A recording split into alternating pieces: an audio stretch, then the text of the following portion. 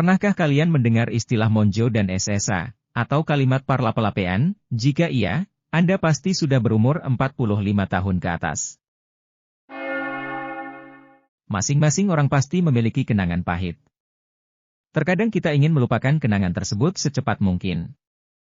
Tapi semakin berusaha dilupakan, kenangan tersebut justru menempel kuat di ingatan. Demikian juga krisis HKBP, Huria Kristen Batak Protestan, kenangan pahit, konflik yang memakan sejumlah korban, kehancuran banyak gedung gereja dan terbelahnya masyarakat Batak, itu sulit untuk dilupakan. Bagaimanapun, waktu tidak dapat diputar kembali. Bagi HKBP, kenangan pahit pun turut menyumbang hikmah yang bisa dipetik, pelajaran berharga di balik konflik HKBP.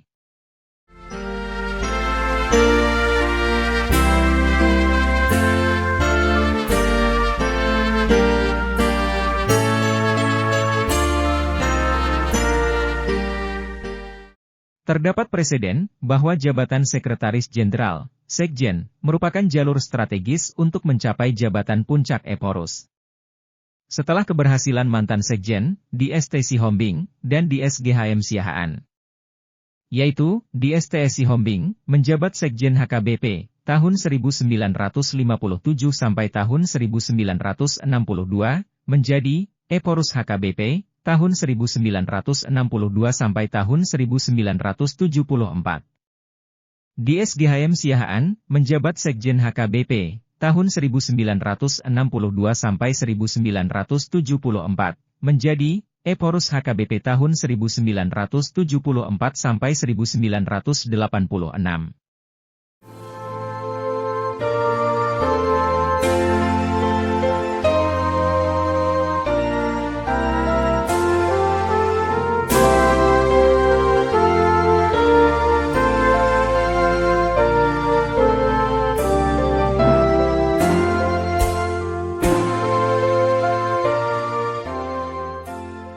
Karena itu D.S.P.M. Sihombing sebagai Sekjen saat itu mempersiapkan diri dengan membina para pendeta, di luar gereja pusat dan daerah, demikian ditulis Bungaran dalam buku, Konflik Status dan Kekuasaan Orang Batak Toba. Untuk memenangkan pemilihan Eporus, terjadi negosiasi rahasia 3 tokoh di Hotel Polonia Medan awal 1987 antara D.S.P.M. Sihombing, Raja Guguk S.H., dan S.A. Nababan. Diputuskan bahwa Sihombing jadi Eporus di HKBP, S.A. Nababan Ketua PGI, Persatuan Gereja-Gereja Indonesia. Ternyata S.A. Nababan turut dicalonkan dalam pemilihan Eporus HKBP tahun 1987, tepatnya pada Sinode Godang yang ke-48, tanggal 27 sampai 31 Juni tahun 1987, Pendeta S.A. Nababan dipilih menjadi Eporus HKBP. Alhasil, Sihombing menuduh Nababan mengkhianati kesepakatan di Hotel Polonia dan melakukan perlawanan melalui kelompok Paretreat. Hal ini semakin diperparah dengan terbitnya buku Parmaraan di HKBP, yang artinya bahaya di HKBP dan disebarkan ke gereja-gereja HKBP di seluruh Indonesia.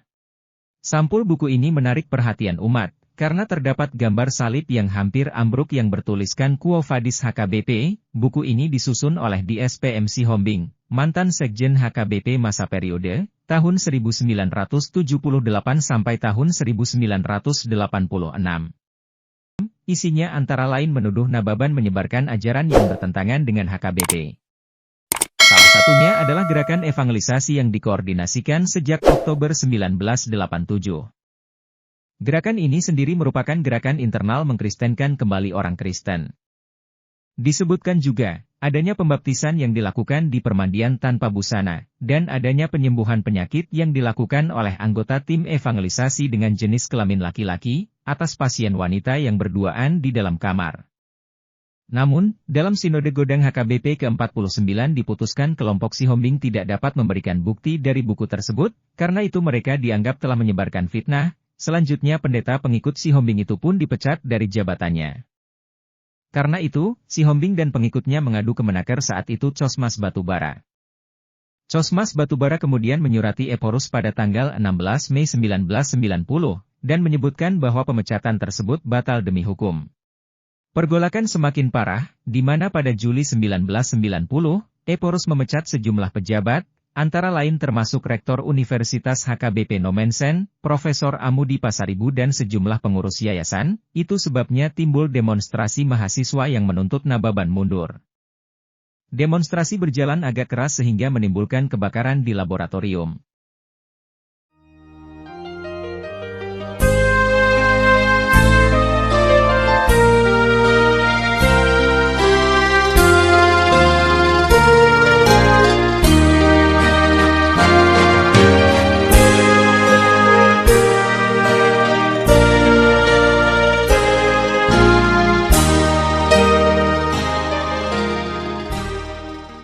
Berbagai kelompok formal dan informal turut mencampuri konflik internal HKBP, antara lain tim damai di bawah pimpinan Jenderal Maraden Panggabean, Ketua DPA waktu itu, perusahaan PT Inti Indo Rayon yang mendukung mantan Sekjen PMC Hombing.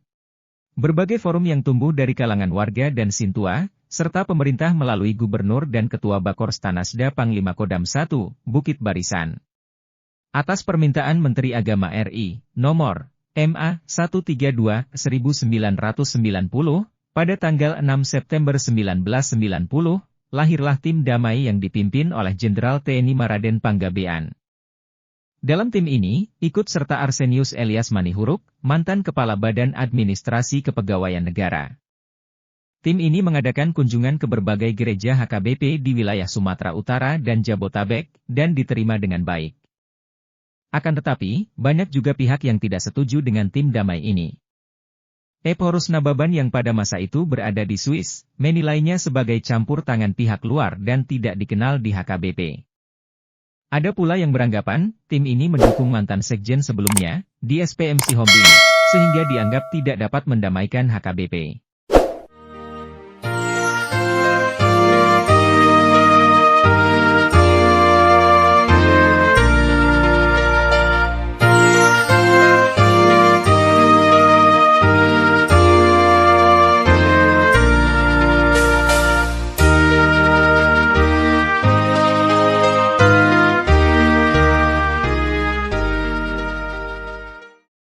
Sinode Godang HKBP di Seminarium Sipoholon diadakan pada tanggal 23 sampai 28 November 1992.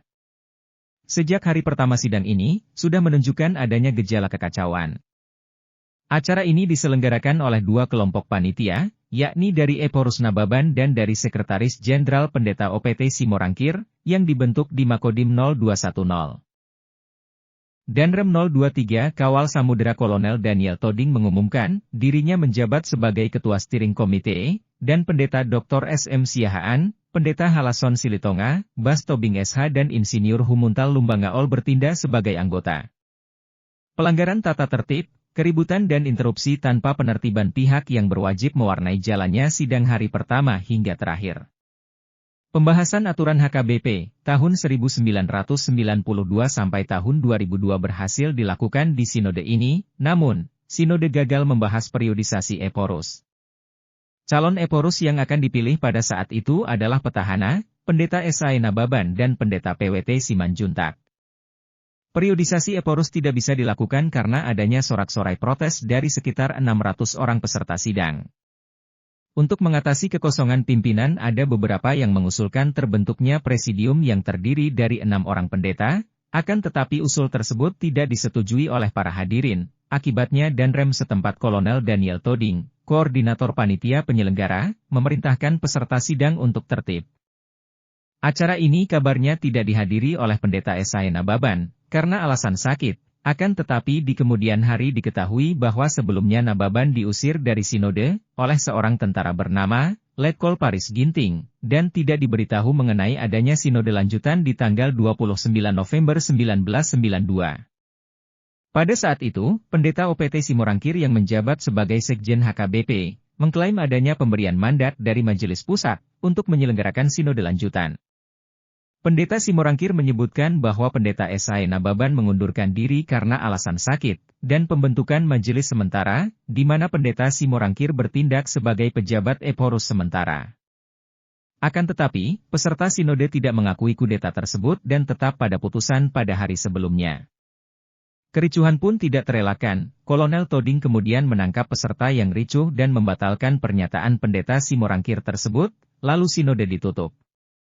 Pada akhirnya Pendeta Simorangkir memberikan surat tertulis kepada pemerintah pusat, untuk membantu menyelesaikan masalah ini.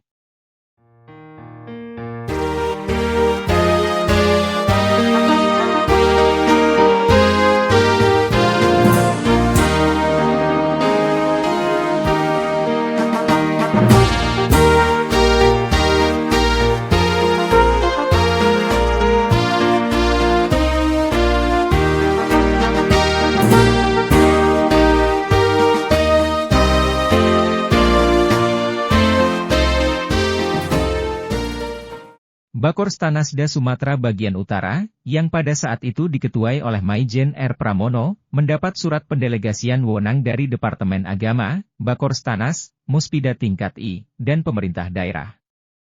Pada tanggal 16 Desember 1992, Bakors Tanasda mengundang ex-anggota Majelis Pusat ke Kodam. Hanya 19 orang yang datang dari 23 orang yang diundang pada saat itu. Nababan termasuk orang yang tidak hadir dalam rapat tersebut. Bakors Tanasda kemudian melemparkan kembali siapa orang yang hendak dipilih sebagai pejabat Eporus sementara. Calon-calon yang muncul pada saat itu antara lain Pendeta Adelbert A. Sitompul, Pendeta Wilmar Sihite, Pendeta Sountilon M. Siahaan.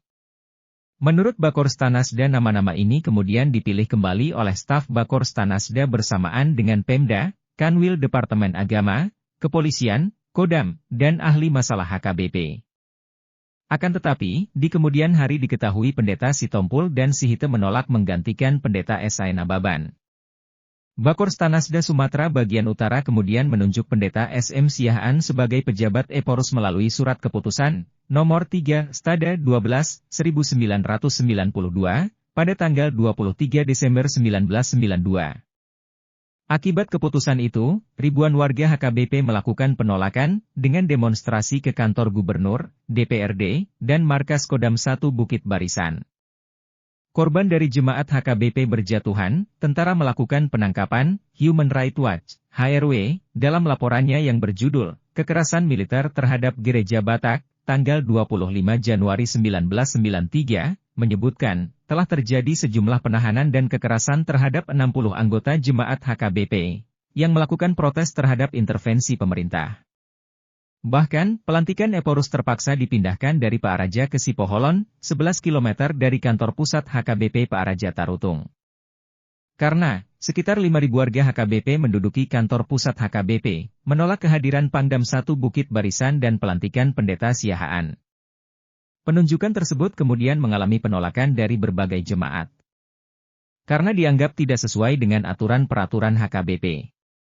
Jemaat tersinggung, karena ada pihak di luar HKBP yang mengangkat Eporus secara sepihak.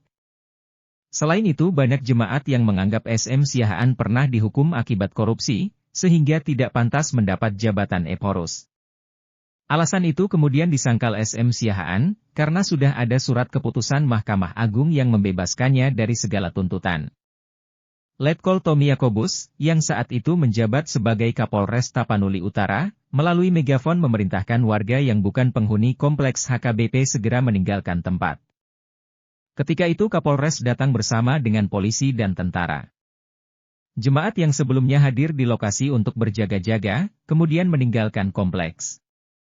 Sepeninggalnya, tentara kemudian ikut meninggalkan tempat tersebut. Menjadi dalang keributan pada masa itu adalah Pendeta Robinson Butar-Butar, yang di kemudian hari ditahbiskan sebagai Eporus HKBP. Pada tanggal 11 sampai 13 Februari 1993, diselenggarakan kembali Sinode Agung Istimewa, SAI, di Tiara Convention Medan, atas undangan pejabat Eporus Pendeta SM Siahaan. Sinode ini dihadiri oleh 447 dari 562 pendeta yang diundang. Pendeta PWT Simanjuntak dan 7 calon lainnya dicalonkan untuk di kursi Eporus. Pada pemilihan tersebut Pendeta PWT Simanjuntak memperoleh 406 suara, sedangkan sisanya hanya mendapat 1 hingga 3 suara. Di sinode ini kemudian terpilih Pendeta PWT Simanjuntak sebagai Eporus, dan Pendeta SM Siahaan sebagai Sekretaris Jenderal HKBP. Keduanya pun ditahbiskan pada tanggal 17 Februari 1993.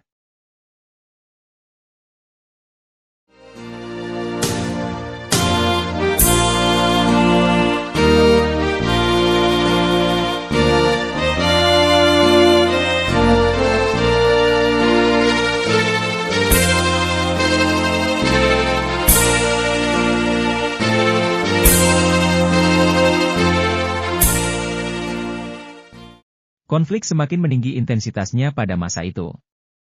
Menteri PAN saat itu, TB Silalahi, memandang perlu adanya mediasi. Beliau melakukan pendekatan pada kedua Eporus dan menghasilkan kesepakatan bahwa, Nababan mendukung keputusan pemerintah dengan mengakui, Pendeta PWT Simanjuntak sebagai satu-satunya Eporus HKBP. Akan tetapi, muncul segmentasi baru akibat penandatanganan kesepakatan tersebut. Sebagian pendukung Nababan kecewa terhadap Nababan dan telah dianggap kalah strategi dalam perjuangan memperoleh keadilan. Di sisi lain, Menko Polkam Sudomo mengelak saat dimintai keterangan mengenai keterlibatan pemerintah dalam menangani kasus HKBP. Keterlibatan pemerintah dan Bakors Tanasda Sumut merupakan niat tulus ikhlas pemerintah untuk dapat menyelesaikan kemelut tersebut dengan baik. Maijen TNI R. Pramono menyebutkan, penunjukan Pendeta SM Siahaan sebagai pejabat Eporus, guna mempersiapkan penyelenggaraan Sinode Agung Istimewa untuk memilih fungsionaris HKBP. Terbitnya SK itu disebutkan karena Menteri Agama, Ketua Bakors Tanas, Muspida tingkat 1, dan Majelis Pusat HKBP, telah melimpahkan wewenangnya, karena tidak dapat menuntaskan kemelut sebelumnya. Departemen Agama juga mengungkapkan bahwa, HKBP merupakan lembaga keagamaan yang sedang berada dalam keadaan tidak sehat.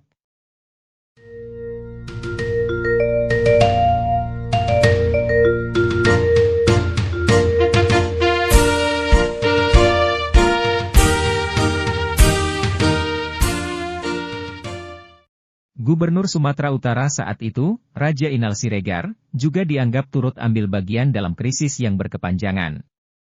Raja Inal Siregar mendukung pihak Pendeta Simanjuntak dan memperburuk situasi dengan membuat perintah kepada seluruh kepala daerah di provinsi tersebut. Kepala-kepala daerah diperintahkan untuk melarang semua aktivitas gereja yang mendukung Nababan.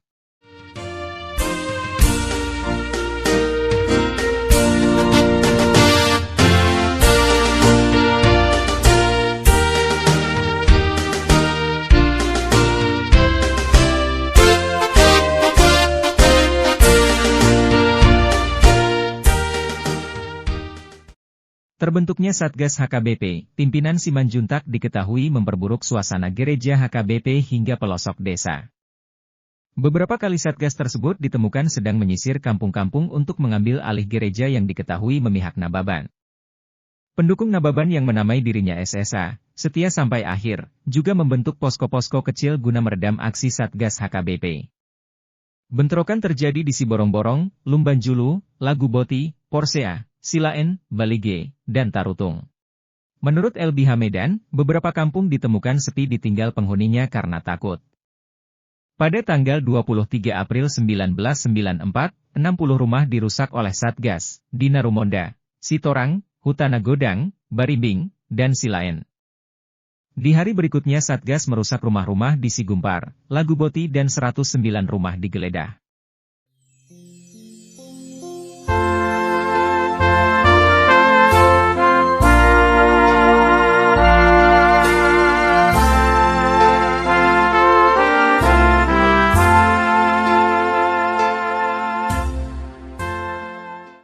Pada tanggal 31 Januari 1994, terjadi kerusuhan di HKBP Samosir, yang menyebabkan tewasnya satu orang mahasiswa teologi, Albiner Sitanggang, yang ditemukan di perairan Danau Toba.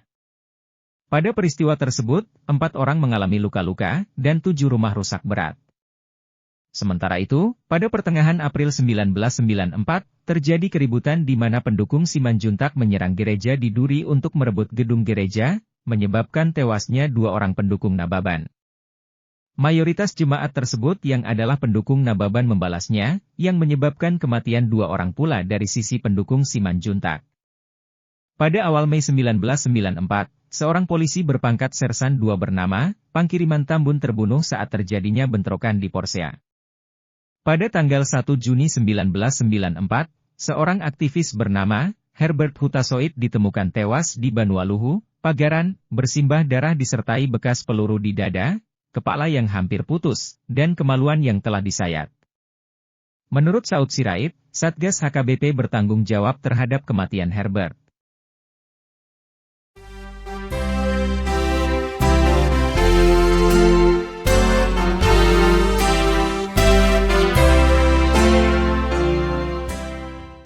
Pada tahun 1998, Pendeta J.R. Hutauruk kemudian dipilih sebagai pejabat Eporus dengan tugas menyelenggarakan rekonsiliasi selambat-lambatnya 6 bulan sejak dipilih.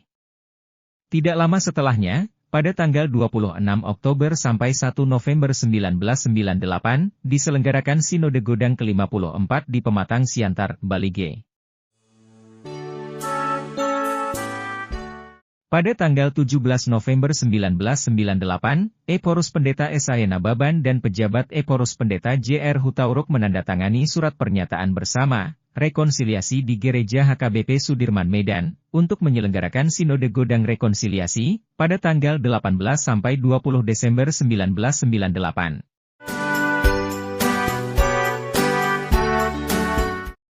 Sinode Godang Rekonsiliasi kemudian dilakukan di Kompleks FKIP, Universitas HKBP Nomensen Pematang Siantar. Pada saat itu terpilih Pendeta J.R. Hutauruk sebagai Eporus dan Pendeta WTP Simarmata sebagai Sekretaris Jenderal HKBP.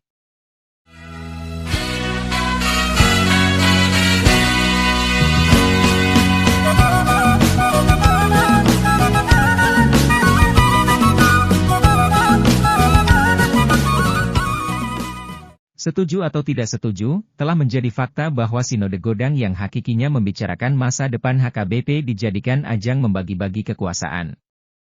Telah menjadi fakta ada tim sukses untuk menjagokan seseorang menjadi Eporus. Bahkan ada isu yang layak dipercaya bahwa calon Eporus telah mengumpulkan dana kampanye hingga kepada pengusaha yang diragukan integritasnya. Seperti pengusaha busuk dan politisi busuk. Dugaan ini perlu pembuktian. Jikalau Sinode Godang HKBP dijadikan para peserta Sinode menjadi ajang membagi-bagi kekuasaan, padahal dana Sinode Godang dibayai oleh jemaat dan para peserta dibiayai jemaat.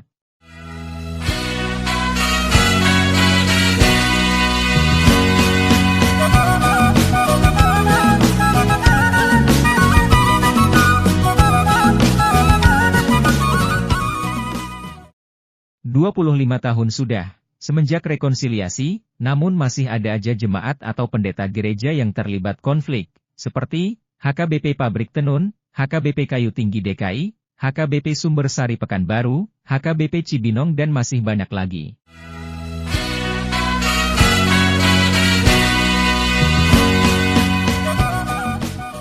Rekonsiliasi dimaknai sebagai pengakuan kesalahan dan kemudian saling memaafkan. Kiranya, HKBP akan bangkit dari keterpurukan. HKBP harus menyadari bahwa saling mengampuni harus dimulai dari pengakuan. Pengakuan dosa mutlak sebagai orang Kristen. Ketika diawali dari pengakuan, maka keluarga besar HKBP dapat bertumbuh secara rohani.